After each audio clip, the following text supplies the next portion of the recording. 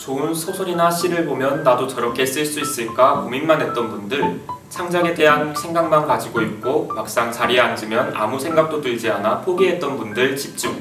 여러분들의 문학생활을 돕기에 찾아온 슬기로운 문학생활입니다.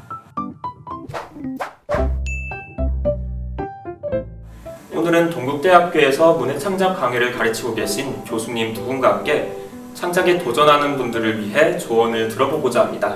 네, 안녕하세요. 안녕하세요. 네, 교수님들 먼저 자기소개 부탁드릴게요.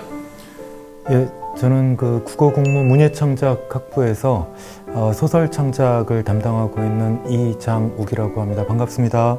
네, 저도 소설 창작 함께 공부하고 있는 문지혁이라고 합니다. 반갑습니다. 네, 반갑습니다.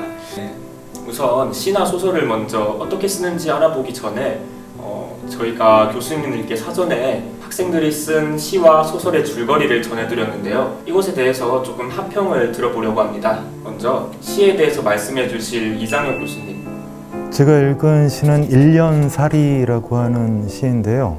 봄, 여름, 가을, 겨울에 이르기까지 아주 짧은 시에 계절의 변화 같은 것들을 시적으로 담은 작품이라고 생각이 듭니다. 일단 가장 눈에 띄는 거는 리듬이 굉장히 좋다는 생각이 듭니다. 어느새 같은 어휘들이 3번 반복이 되면서 계절의 변화에 따라서 시의 리듬 같은 것들이 적절하게 잘 살아나고 있지 않은가 그런 생각이 드네요. 네, 감사합니다. 그럼 다음으로 이제 소설의 줄거리에 대해서 합평해 주실 문지혁 교수님 이야기 들어볼까요? 저는 일단 이 학교폭력이라는 문제가 우리 현실 그리고 사회에서 많은 이슈가 되고 있는 부분이기 때문에 현실을 반영한다는 측면에서는 굉장히 좋은 소재를 선택하신 것 같고, 그런데 이제 서술적인 방식에서 약간 아쉬운 점을 이야기하자면 경찰의 입장에서 이 사건을 돌아봤을 때 무엇을 새롭게 발견할 것인가 하는 부분이 추가된다면 훨씬 더 근사한 소설이 될 수 있을 것 같습니다. 네, 좋은 말씀 감사드립니다. 사실 이제 교수님들께서 합평해 주신 이 시랑 소설의 줄거리들이 여기 있는 학생들이 쓴 것들이란 거 알고 계셨나요? 저도 몰랐어요. 좋은 것까 들었습니다. 아, 진짜요? 소설은 이제 저기 앞에 계시는 PD님이 쓰셨고 이 시는 제가 썼거든요. 저희도 이제 소설이랑 시를 쓰는 걸 처음으로 도전해 봤는데 교수님들한테 이렇게 좋은 말씀 들으니까 자신감이 좀 생기는 것 같습니다. 자, 그러면 본격적으로 창작에 관한 조언을 들어보고자 하는데요.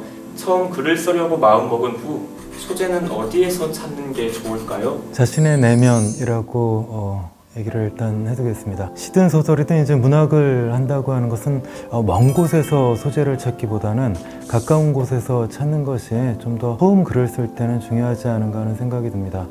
저는 5글자로 한다면 냉장고 속에라고 하고 싶은데요. 그러니까 글을 쓴다는 건 갑자기 내가 텅 빈 냉장고 앞에서 뭐를 어떻게 해야 되지라고 고민하는 것이 아니라 꺼내서 무언가를 쓰는 이런 방식이 돼야 건강하고 효율적인 글쓰기를 할 수 있을 것 같아요. 그래서 평소에 메모를 하든 녹음을 하든 냉장고에 넣어두고 나중에 그걸 꺼내보는 그런 방식이 저는 좋다고 생각합니다. 네, 그럼 이제 두 번째 질문 드리겠습니다.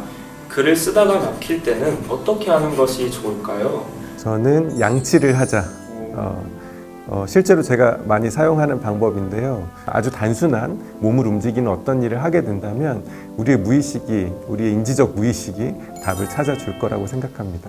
2글자 추가해서 저는 양치를 하지 말자 이렇게 얘기를 한번 해보고 싶으네요.